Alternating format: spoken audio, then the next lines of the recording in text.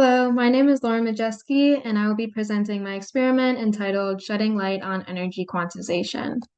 So for a quick outline, I'm going to start with an introduction in this presentation with my goals for the experiment, and then the experiment itself will actually be broken up into three parts, being the speed of light, blackbody emission, and line spectrum emission. I'll discuss these parts individually, but I'll also have an overall conclusion at the end. So the goals of this experiment are to understand the nature of light and show the quantization of electronic energy levels. We accomplish this through three different experiments, determining the speed of light, analyzing blackbody emission, and obtaining the line emission spectrum for hydrogen and deuterium. So the first part is the determination of the speed of light. We use this oscilloscope here on the left to obtain an outgoing and a returning pulse for a laser beam reflected off of a mirror. And then we can determine the time difference between these two peaks using an oscilloscope. So this is a general schematic of the beam path, obviously not drawn to scale, but we have our laser going to the beam splitter to get the outgoing pulse, and then the beam is reflected off of the mirror to a focusing lens back to the detector. This is our data compiled for the speed of light results. We have the distance the beam traveled, the time from the oscilloscope, and then our calculated speed of light in meters per second. We can see that the data is more accurate for farther distances. So if we were to repeat this experiment, we would want to do more trials at greater distances. But when we average our results, we get a speed of light of 2.8 times 10 to the 8th meters per second. And this result will be used in all future parts of this experiment for the speed of light.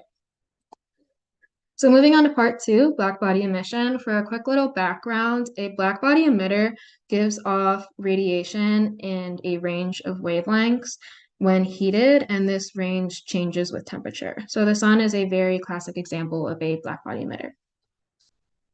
In this experiment, we collected the ultraviolet visible spectra of 3 light bulbs using an ocean optics spectrometer and a fiber optic cable. The 3 sources are an incandescent light bulb, a LED light bulb, and a fluorescent light bulb. So my first hypothesis was that the incandescent bulb will most closely follow Planck's model for blackbody radiation out of the 3 bulbs, since it is a true blackbody emitter that gives off radiation in a range of wavelengths when heated.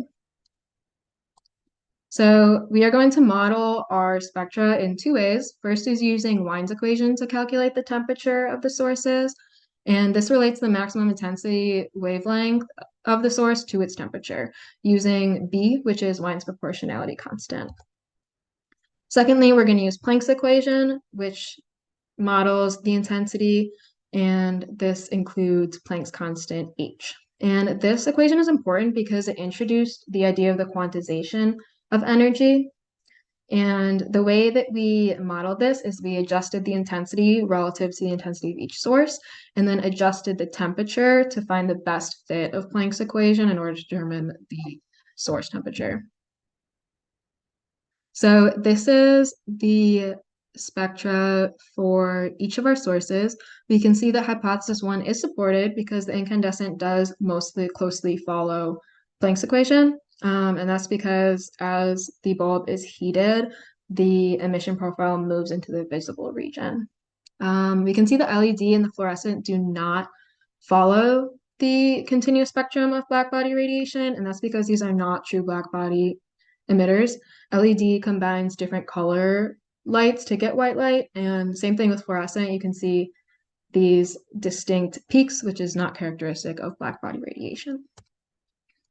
We also analyze solar data. So on the right here, we have data from Earth's outer atmosphere, and this very closely follows Planck's equation. This is the best fit for Planck's equation, and this is evidence for the quantization of energy.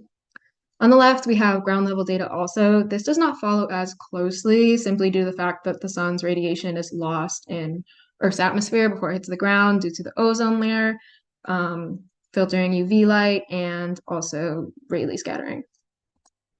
So here we have our tabled results for the temperatures of each source using Wien and Planck's equation. And we can see that the sun, obviously at the outer atmosphere, is the hottest, and that is also the one that most closely followed Planck's equation. And while it may seem contradictory that we can have the quantization of energy with blackbody radiation, the continuous spectrum is possible just because of the sheer number of molecules. As we approach numbers like Avogadro's number, we can obtain that continuous spectrum. So moving on to the last part, which is the line spectrum emission, we used a monochromator to disperse light from the discharge lamp shown here to obtain the emission spectrum of hydrogen and deuterium.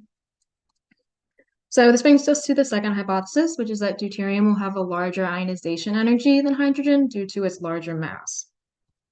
So this is our obtained line emission spectrum. We can see that this is evidence for the quantization of energy because we have these distinct lines for each energy level transition, and the energy level transitions are labeled. When we zoom in on each of these transitions, we can see that there's actually two peaks, one corresponding to each isotope, the hydrogen and the deuterium. And we see that there is some broadening of the peaks. This is largely due to the Doppler effect and the motions of molecules. The thermal motions can cause some of the width as well as the Heisenberg uncertainty principle. So this is our table data for the line emission. The biggest thing to take away from this is that the deuterium is at a slightly shorter wavelength than the hydrogen. This is due to its larger mass. And we can also use this Rydberg equation, which is shown in the top right, to calculate the emission lines for one-electron systems. This is not efficient for multiple electron systems because the electron-electron interactions complicate the emission spectrum. But based on this equation, we can plot 1 over wavelength versus 1 over the principal quantum number squared for hydrogen and deuterium to obtain the Rydberg constants from the slope. And we obtain these slopes using the Linus function in Excel. So these are our experimentally determined Rydberg constants. We can also obtain these constants theoretically using Bohr's equation shown here, where mu is the reduced mass, E is the elementary charge, epsilon naught is the vacuum permittivity of free space, and H is Planck's equation, and C is our speed of light. So the reduced mass is calculated using the mass of the nucleus and the mass of an electron. So we have tabled our experimental and theoretical Rydberg constants. We can see for both cases that the deuterium Rydberg constant is slightly larger. And this makes sense because this constant reflects the strength of an interaction between the nucleus and the electron. So we expect it to be slightly larger for deuterium due to its larger mass. We can also use Bohr's equation to create this ratio of the Rydberg constants, and this helps us to solve for MD, which is the nuclear mass of deuterium, using the nuclear mass of hydrogen and the mass of an electron. So we can do that experimentally, and then theoretically, we expect the mass of deuterium to be roughly twice that of hydrogen. And lastly, we can use a special case of the Rydberg equation, where we consider an infinite energy level, which just shows that the electron is being removed completely from the atom. And this helps us calculate the ionization energy by relating the wavelength to the energy.